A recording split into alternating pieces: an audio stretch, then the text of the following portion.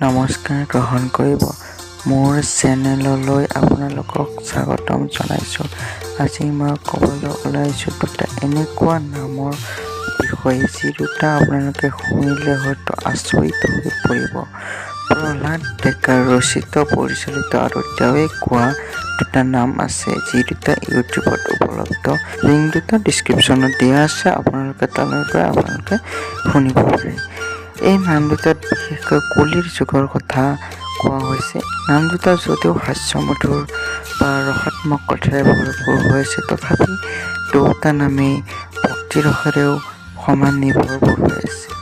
আমাৰ কলিৰ যুগত কি হ'ব, কেনেকুৱা হ'ব, কলিৰ যুগটো কিমান ভয়াৱহ হ'ব বা কিমান জটিলৰ দিশে কলিৰ যুগটো যাই আছে, সেই বিষয়ে এই নামটোৰ জৰিয়তে প্ৰকাশ কৰা হৈছে।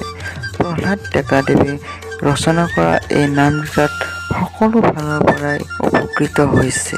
আপোনালোকে নাম দুটা শুনিলেই নিশ্চয় জানিব পাৰিব মই এই কথাখিনি কিয় কৈ আছোঁ। এই নাম দুটাত সাধাৰণতে উল্লেখ আছে যে কেনেকৈ কলিৰ যুগত কি হ'ব, কিদৰে হ'ব, সেই সকলোবোৰ তথ্য এই নাম দুটাৰ জৰিয়তে প্ৰকাশ কৰিছে। এই নাম দুটা যদিও এটা নামেই হয়, হয়তো বৰ্তমান সমাজত প্ৰচলিত হৈ থকা কথাবোৰো ইয়াৰ জৰিয়তে প্ৰকাশ কৰিছে। এই নাম দুটা এনেকুৱা দুটা নাম হিচাপত প্ৰকাশ কৰিছে যে ভক্ত সমাজে শুনি আমনি নাপায়। এবাৰ শুনিলে আৰু এবাৰ শুনিবলৈ মন যায়, এনেকুৱাকৈ এই নাম দুটা তেখেতে গাইছে। ইয়াৰ সুৰ, কথা সকলোবোৰ তেওঁ অতি সুন্দৰভাৱে উপস্থাপন কৰিবলৈ সক্ষম হৈছে।